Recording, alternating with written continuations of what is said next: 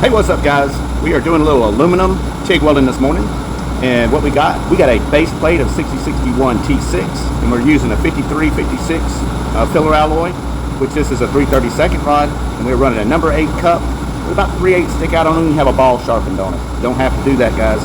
I'm using a 1/8 2% thoriated tungsten. A lot of people say, oh, you got to use this color, you got to use the green, you got to use that. Man, I've been doing this for 32 years. You can use 2% thoriated all day long.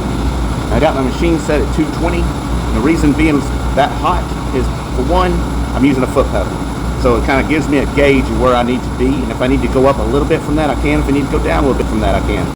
I like to keep my gas between 50 and 20 CFM for aluminum, depending on the application.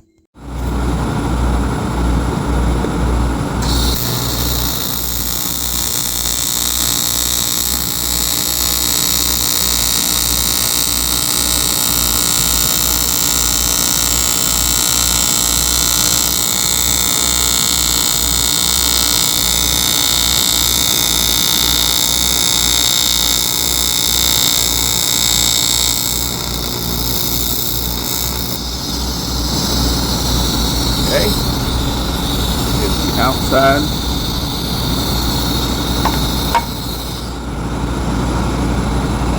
Dry run there. And a lot of people say, oh, it's got to be flat with your cup. No, it does not. Get it out there where you can see what you're doing.